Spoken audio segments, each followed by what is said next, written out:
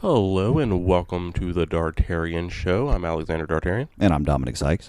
and we're gonna do a creepypasta episode. Mm-hmm.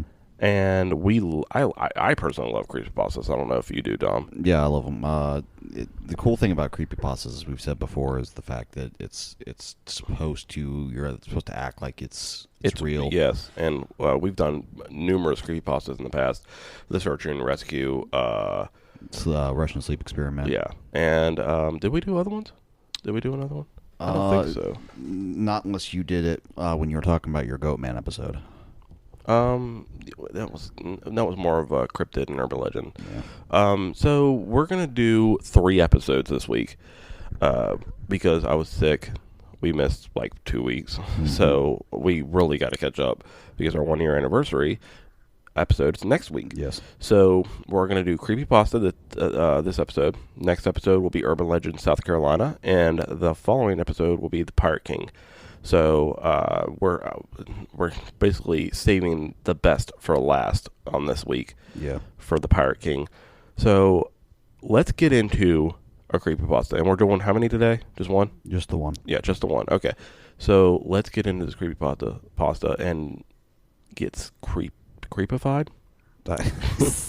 Creeped out. I don't know. Yeah. Yeah. So go ahead and read this creepypasta, Dom. All right, so this one's called No End House. So this one has been featured on a TV show, actually, called Channel Zero, which is an anthology series. Which we've talked about numerous times before in other creepypasta episodes. Yep. Awesome show. Yeah, very good show. All right, so I will begin. All right.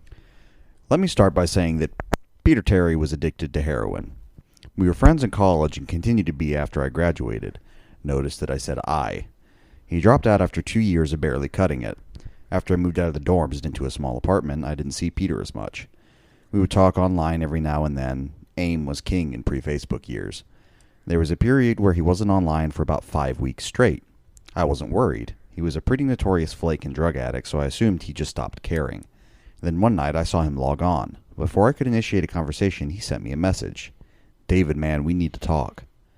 That was when he told me about the No End House.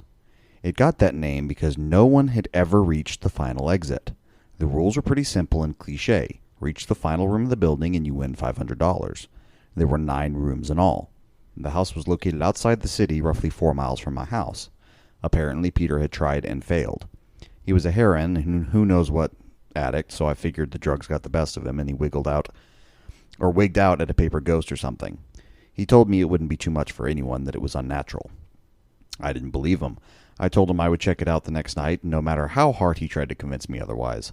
$500 sounded too good to be true. I had to go. I set out the following night. When I arrived, I immediately noticed something strange about the building. Have you ever seen or read something that shouldn't be scary, but for some reason a chill crawls up your spine? I walked towards the building, and the feeling of uneasiness only intensified as I opened the front door. My heart slowed, and I let a relieved sigh leave me as I entered. The room looked like a normal hotel lobby decorated for Halloween. A sign was posted in place of the worker. It read, "Room 1 this way. 8 more follow. Reach the end and you win." I chuckled and made my way to the first door. The first area was almost laughable. The decor resembled the Halloween aisle of Kmart, complete with sheet ghosts and animatronic zombies that gave a static growl when you passed by. At the far end was an exit. It was the only door besides the one I entered through. I brushed through the fake spider webs and headed for the second room. I was greeted by fog as I opened the door to room 2. The room definitely upped the ante in terms of technology, but not only was there a fog machine, but a bat hung from the ceiling and flew in a circle. Scary. They seemed to have a Halloween soundtrack that one would find in a 99-cent store on loop somewhere in the room. I didn't see a stereo, but I guess they must have used a PA system. I stepped over a few toy rats that wheeled around and walked with a puffed chest across to the next area. I reached for the doorknob and my heart sank to my knees. I did not want to open that door. A feeling of dread hit me so hard I could barely even think. Logic overtook me after a few terrified moments and I shook it off and entered the next room. Room 3 is when things began to change. On the surface, it looked like a normal room. There was a chair in the middle of the wood-paneled floor. A single lamp in the corner did a job of lighting the area. casting a few shadows across the floors and walls. That was the problem. Shadows. Plural. With the exception of the chair, there were others. I had barely walked in the door and I was already terrified. It was at that moment that I knew something wasn't right. I didn't even think, as I automatically tried to open the door I came through. It was locked from the other side. That set me off. Was someone locking the door as I progressed? There was no way. I would have heard them. Was a mechanical lock that set automatically? Maybe, but I was too scared to really think. I turned back to the room and the shadows were gone. The chair's shadow remained, but the others were gone. I slowly began to walk. I used to hallucinate when I was a kid, so I wrote off the shadows as a figment of my imagination. I began to feel better as I made it to the halfway point of the room. I looked down as I took my steps, and that's when I saw it. Or didn't see it. My shadow wasn't there. I didn't have time to scream. I ran as fast as I could to the other door and flung myself without thinking into the room beyond. The fourth room was possibly the most disturbing. As I closed the door, all light seemed to be sucked out and put back into the previous room. I stood there, surrounded by darkness, not able to move. I'm not afraid of the dark and never have been, but I was absolutely terrified at that moment. All sight had left me. I held my hand in front of my face and I didn't know what I was doing. I would never have been able to tell. Darkness doesn't describe it. I couldn't hear anything. It was dead silence. When you're in a soundproof room, you can still hear yourself breathing. You can hear yourself being alive. I couldn't. I began to stumble forward after a few moments, my rapidly beating heart the only thing I could feel. There was no door in sight. Wasn't even sure there was one this time. The silence was then broken by a low hum. I felt something behind me. I spun around wildly, but I could barely even see my nose. I knew it was there, though. Regardless of how dark it was, I knew something was there. The hum grew louder, closer. It seemed to surround me, but I knew whatever was causing the noise was in front of me, inching closer. I took a step back. I had never felt that kind of fear. I can't really describe true fear. I wasn't even scared that I was going to die. I was scared of what the alternative was. I was afraid of what this thing had in store for me. Then the lights flashed for a second, and I saw it. Nothing. I saw nothing. And I know I saw nothing there. The room was again plunged into darkness, and the hum became a wild screech. I screamed in protest. I couldn't hear this goddamn sound for another minute. I ran backwards away from the noise and fumbled for the door handle. I turned and fell into room 5. Before I describe room 5, you have to understand something. I am not a drug addict. I have had no history of drug abuse or any sort of psychosis short of the childhood hallucinations I mentioned earlier, and those were only when I was really tired of just waking up. I entered the no-end house with a clear head. After falling in the previous room, my view of room 5 was from my back, looking up at the ceiling. What I saw didn't scare me, it simply surprised me. Trees had grown into the room and towered above my head. The ceilings in this room were taller than the others, which made me think I was in the center of the house. I got up off the floor, dusted myself off, and took a look around. It was definitely the biggest room of them all. I couldn't even see the door from where I was. Various brush and trees must have blocked my line of sight with the exit. Up to this point, I figured the rooms were going to get scarier, but this was a paradise compared to the last room. I also assumed whatever was in the room 4 stayed back there. I was incredibly wrong. As I made my way deeper into the room, I began to hear what one would hear if they were in a forest. Chirping bugs and the occasional flap of birds seemed to be my only company in this room. That was the thing that bothered me the most. I heard the bugs and other animals, but I didn't see any of them. I began to wonder how big this house was. From the outside, when I first walked up to it, it looked like a regular house. It was definitely on the bigger side, but this was almost a full forest in here. The canopy covered my view of the ceiling, but I assumed it was still there. However high it was, I couldn't see any walls either. The only way I knew I was still inside was that the floor matched the other rooms, the standard dark wood paneling. I kept walking, hoping that the next tree I passed would reveal the door.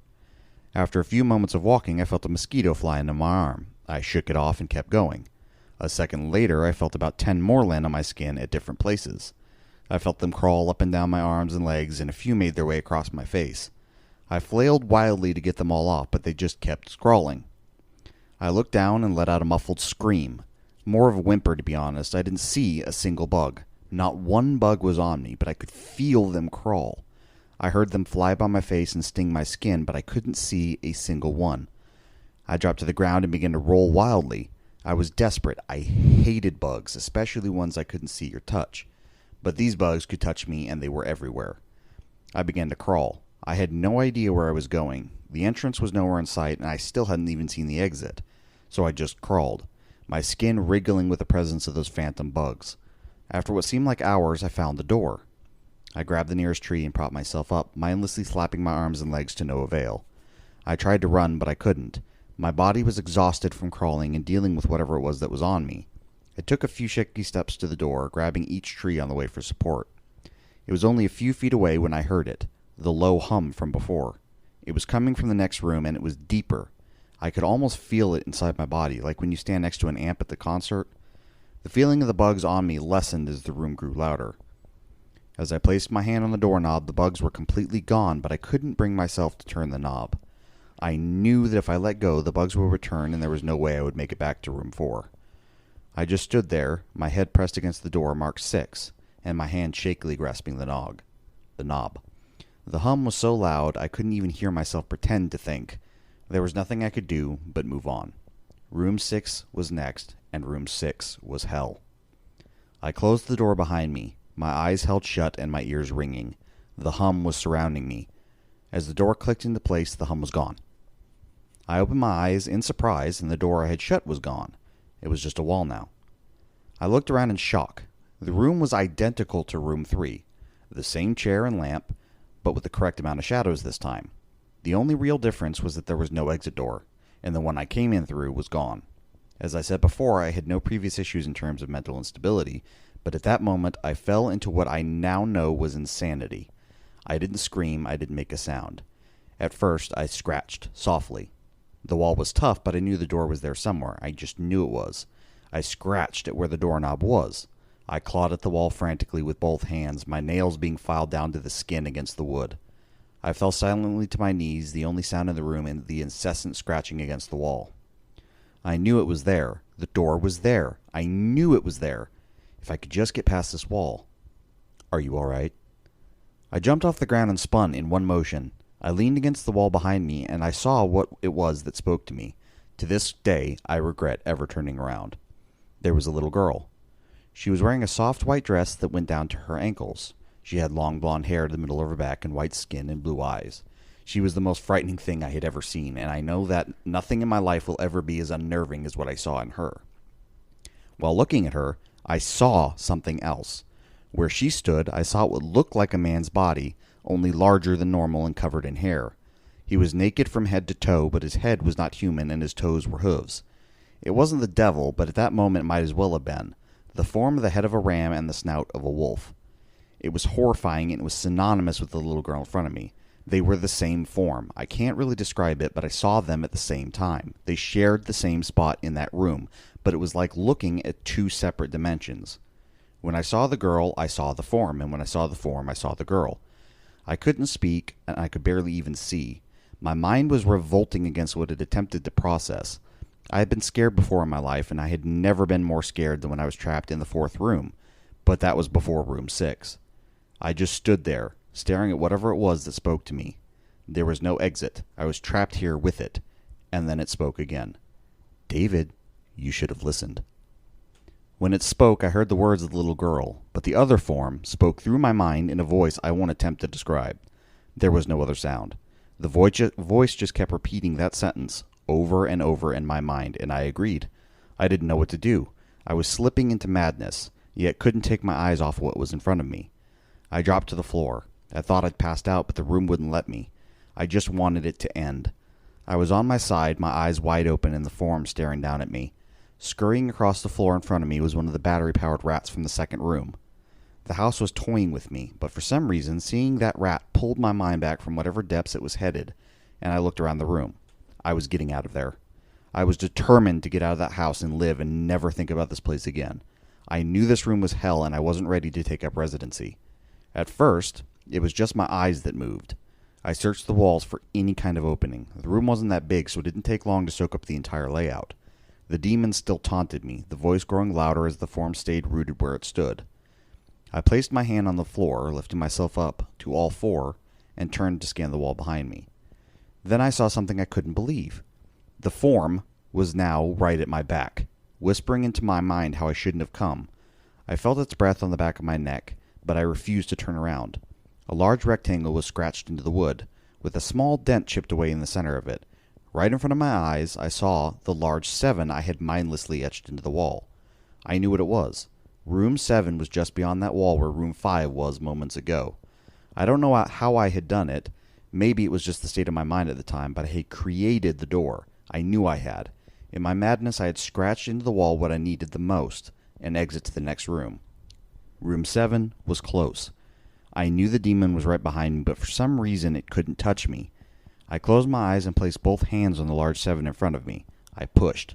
I pushed as hard as I could. The demon was now screaming in my ear. It told me I was never leaving. It told me that this was the end and I was going to die. I was going to live there. Sorry, that I wasn't going to die. I was going to live there in room 6 with it. I wasn't. I pushed and screamed at the top of my lungs. I knew I was going to push through the wall eventually. I clenched my eyes shut and screamed, and the demon was gone. I was left in silence. I turned around slowly and was greeted by the room as it was when I entered, just a chair and a lamp. I couldn't believe it, but I didn't have time to dwell. I turned back to the 7 and jumped back slightly. What I saw was a door. It wasn't the one I had scratched in, but a regular door with a large 7 on it. My whole body was shaking. It took me a while to turn the knob. I just stood there for a while, staring at the door. I couldn't stay in room 6. I couldn't. But if this was only room 6, I couldn't imagine what 7 had in store. I must have stood there for an hour just staring at the 7. Finally, with a deep breath, I twisted the knob and opened the door to room 7. I stumbled through the door, mentally exhausted and physically weak. The door behind me closed and I realized where I was. I was outside. Not outside like room 5, but actually outside. My eyes stung. I wanted to cry. I fell to my knees and tried, but I couldn't. I was finally out of that hell. I didn't even care about the prize that was promised. I turned and saw that the door I just went through was the entrance. I walked to my car and drove home, thinking of how nice a shower sounded. As I pulled up to my house, I felt uneasy. The joy of leaving No End House had faded, and dread was slowly building in my stomach. I shook it off as residual from the house and made my way to the front door. I entered and immediately went up to my room. There on my bed was my cat, Baskerville. He was the first living thing I'd seen all night, and I reached to pet him. He hissed and swiped away at my hand. I recoiled in shock, as he'd never acted like that. I thought, whatever, he's an old cat. I jumped in the shower and got ready for what I was expecting to be a sleepless night. After my shower, I went to the kitchen to make something to eat. I descended the stairs and turned into the family room. What I saw would be forever burned into my mind, forever. My parents were lying on the ground, naked and covered in blood. They were mutilated to near unidentifiable states. Their limbs were removed and placed next to their bodies, and their heads were placed on their chest facing me. The most unsettling part was their expressions. They were smiling, as though they were happy to see me. I vomited and sobbed there in the family room. I didn't know what had happened. They didn't even live with me at the time. I was a mess. Then I saw it. A door that was never there before. A door with a large 8 scrawled on it in blood. I was still in the house. I was standing in my family room, but I was in room 7. The faces of my parents smiled wider as I realized this. They weren't my parents. They couldn't be, but they looked exactly like them. The door marked 8 was across the room, behind the mutilated bodies in front of me. I knew I had to move on, but at that moment I gave up. The smiling faces tore into my mind. They grounded me where I stood. I vomited again and nearly collapsed. Then the hum returned. It was louder than ever, and it filled the house and shook the walls. The hum compelled me to walk. I began to walk slowly, making my way closer to the door and the bodies. I could barely stand, let alone walk, and the closer I got to my parents, the closer I came to suicide. The walls were now shaking so hard it seemed as though they were going to crumble, but still the faces smiled at me. As I inched closer, their eyes followed me. I was now between the two bodies, a few feet away from the door. The dismembered hands clawed their way across the carpet towards me, all while the faces continued to stare. New terror washed over me, and I walked faster. I didn't want to hear them speak. I didn't want the voices to match those of my parents. They began to open their mouths, and the hands were inches from my feet. In a dash of desperation, I lunged toward the door, threw it open, and slammed it behind me. Room 8. I was done. After what I just experienced, I knew there wasn't anything else this fucking house could throw at me I couldn't live through. There was nothing short of the fires of hell that I wasn't ready for. Unfortunately, I underestimated the abilities of No End House. Unfortunately, things got more disturbing, more terrifying, and more unspeakable in room 8. I still have trouble believing what I saw in there. Again, the room was a carbon copy of rooms 3 and 6, but sitting in the usually empty chair was a man. After a few seconds of disbelief, my mind finally accepted the fact that the man sitting in the chair was me. Not someone who looked like me, it was David Williams. I walked closer. I had to get a better look, even though I was sure of it. He looked up at me, and I noticed tears in his eyes. Please don't do it. Please don't hurt me. What? I asked. Who are you? I'm not going to hurt you. Yes, you are. He was sobbing now. You're going to hurt me, and I don't want you to. He sat in the chair with his legs up and began rocking back and forth. It was actually pretty pathetic looking, especially since he was me, identical in every way. Listen, who are you? I was now only a few feet away from my doppelganger. It was the weirdest experience, yet standing there talking to myself, I wasn't scared. But I would be soon. Why are you... You're going to hurt me. You're going to hurt me. If you don't want to leave, you're going to hurt me. Why are you saying this? Just calm down, all right? Let's just try and figure this out. And then I saw it. The David sitting down was wearing the same clothes as me, except for a small red patch on his shirt embroidered with a number 9. You're going to hurt me. You're going to hurt me. Please, don't. You're going to hurt me. My eyes didn't leave that small number on his chest. I knew exactly what it was. The first few doors were plain and simple, but after a while they got a little bit more ambiguous. 7 was scratched into the wall, but by my own hands. 8 was marked in blood above the bodies of my parents, but 9, this number was on a person, a living person. Worse still, it was on a person that looked exactly like me. David? I had to ask. Yes. You're going to hurt me. You're going to hurt me, he continued to sob and rock. He answered to David. He was me, right down to the voice. But that 9, I paced around for a few minutes while he sobbed in his chair. The room had no door, and similarly to room 6, the door I came through was gone. For some reason, I assumed that scratching would get me nowhere this time. I studied the walls and floor around the chair, sticking my head underneath and seeing if anything was below. Unfortunately, there was. Below the chair was a knife. Attached was a tag that read, "To David, from management." The feeling in my stomach as I read that tag was something sinister. I wanted to throw up, and the last thing I wanted to do was remove that knife from under the chair. The other David was still sobbing uncontrollably. My mind was spinning into an attic of unanswerable questions. Who put this here, and how did they get my name? Not to mention the fact that as I knelt to the cold wood floor as I also sat in that chair, sobbing in the protest of being hurt by myself, it was all too much to process. The house and the management had been playing with me this whole time. My thoughts, for some reason, turned to Peter and whether or not he got this far. If he did, if he met a Peter Terry sobbing in this very chair, rocking back and forth, I shook those thoughts out of my head. They didn't matter. I took the knife from under the chair, and immediately the other David went quiet. David, he said in my voice, what do you think you're going to do? I lifted myself from the ground and clenched the knife in my hand. I'm going to get out of here. David was still sitting in the chair, though he was very calm now. He looked up at me with a slight grin. I couldn't tell if he was going to laugh or strangle me. Slowly, he got up from the chair and stood facing me. It was uncanny. His height and even the way he stood matched mine. I felt the rubber hilt of the knife in my hand and gripped it tighter.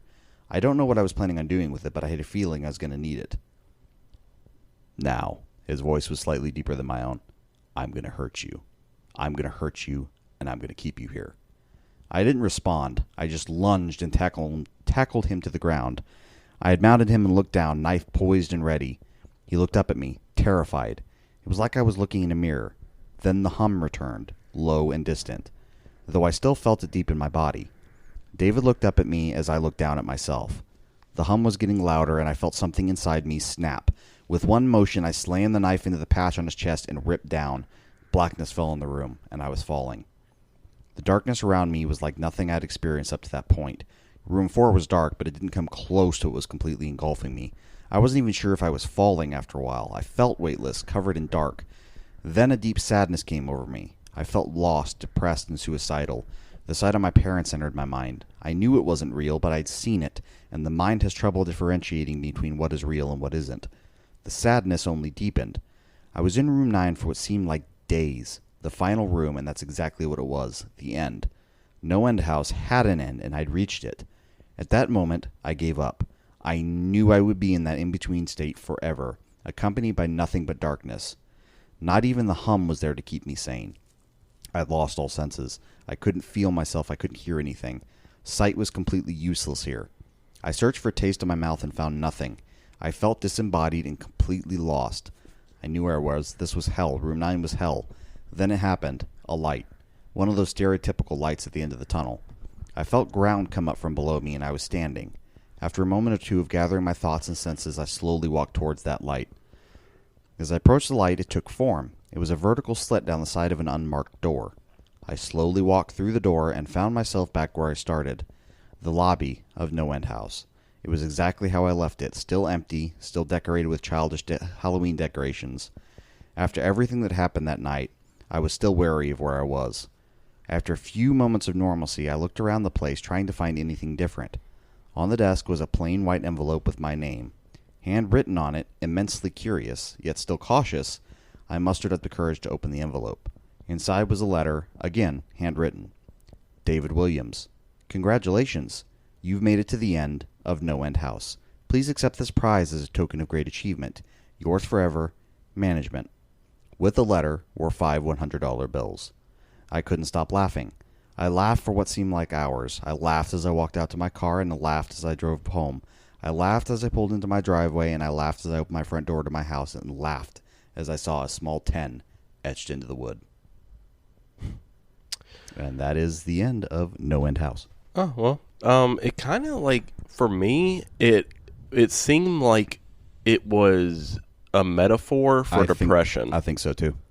You know, because there's no end to depression, and you think about killing yourself all the time. I agree. Well, some people do, anyways. Yeah, it could be construed as a metaphor for sure. It's definitely interesting. I wouldn't have got past I was going to say room 2 with the bat. Yeah. I was like, as soon as I saw the bat, nope. For me, I probably would have lost it at the little girl / giant goat demon thing. Yeah, let me tell you, it would be a really interesting movie or show. It kind of reminds me of they did it 1408. You know that movie? Yeah. Where, like, you know, they did a rendition of it. They took the No End House and brought it to, like I said, Channel Zero. Season 2 is about it. So if anybody wanted to kind of see what that would look like in a TV show, definitely go check that out.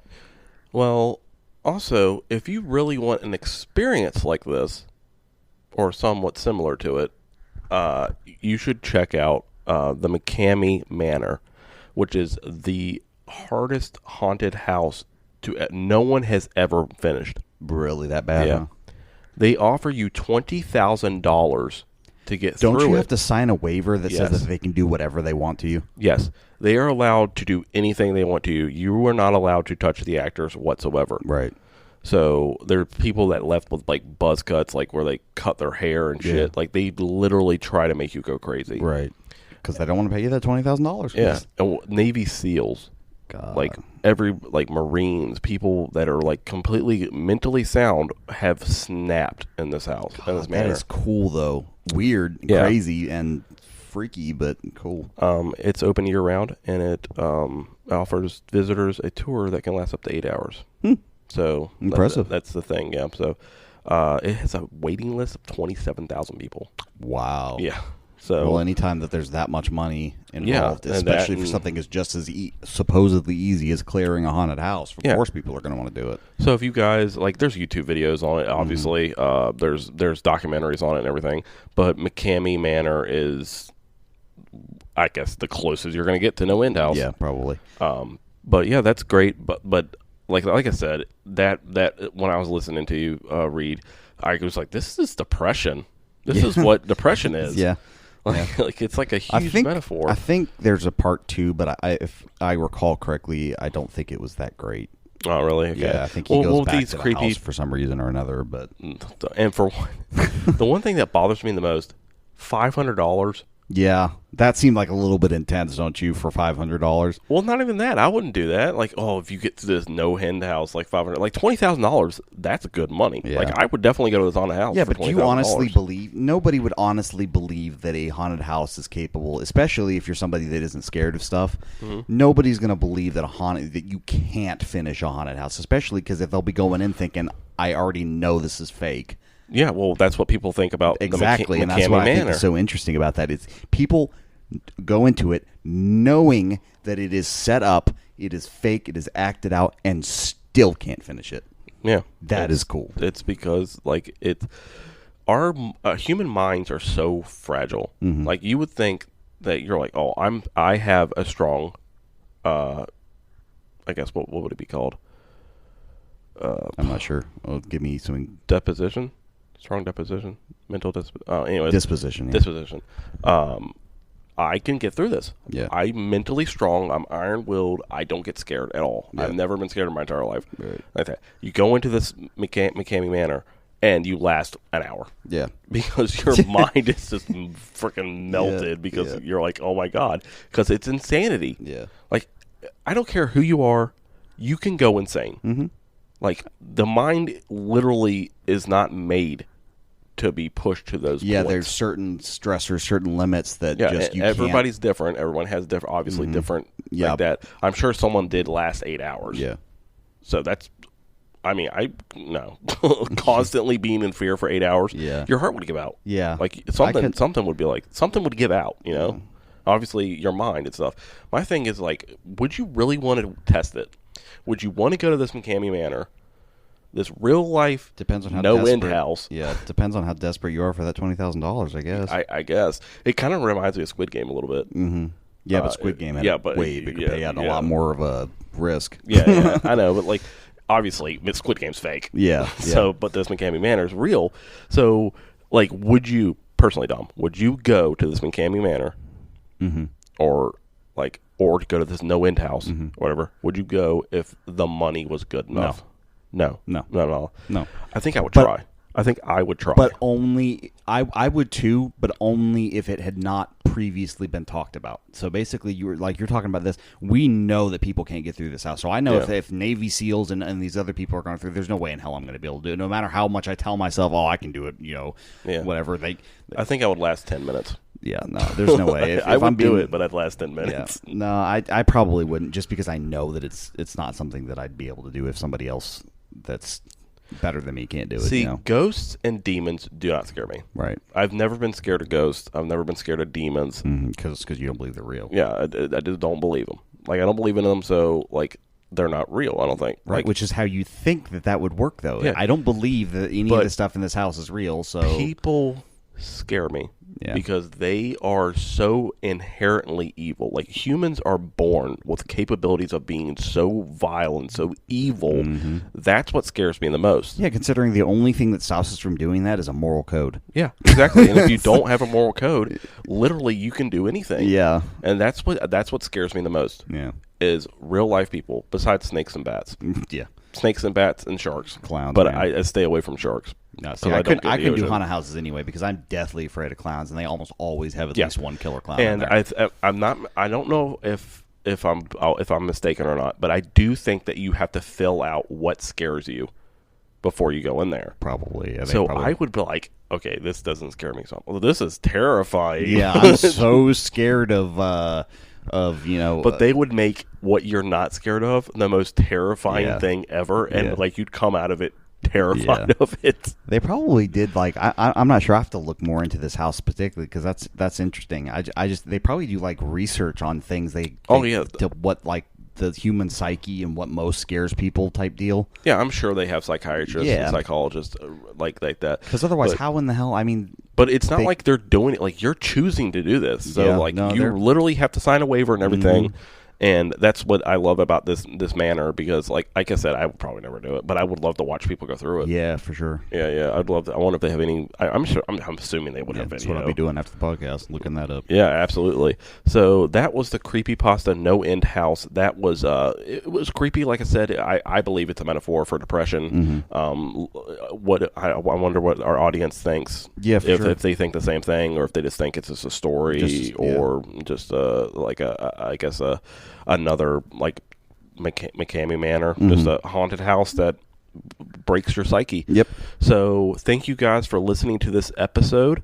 It is a short one, but like I said, we just wanted to do this creepypasta, and we're going to do more later on in the season. Also, because like we love creepypastas. Again, they're scary. They're meant to scare the shit out of you, or at least creep you out in ways. Yeah, for sure. And that's what we just love to be creeped out. Yeah. And we hope you do too. So next episode is Urban Legends South Carolina, and then the following episode is going to be the Pirate King, and then we're all working towards next week, the 1 year anniversary of the Dartarian show. Boop boop. Yeah, we are super excited. You'll have to listen to know what we're going to talk about. Yep. So Surprise. yeah, it is going to be awesome, and we're going to have Trey on it, and hopefully Trey doesn't mess up our audio again, even though we did get new cords. Yeah. So, and ever since we got new cords, we've tried it out with Trey and stuff, and Should work a lot better. yeah, this time. the sound didn't mess up. So, yes. So follow the link below in the description of this episode to get all of our social media and send us emails. If you want to send us emails for anything, questions, comments, just send us a creepypasta or something like that. You can. We answer every email that gets sent to us. And so, yeah, we love you guys. Enjoy these 3 episodes this week. We love putting out content for you guys to listen to. So, yeah, we will see you in the next episode, Urban Legends South Carolina. Excuse me. Thanks for listening. All right, bye.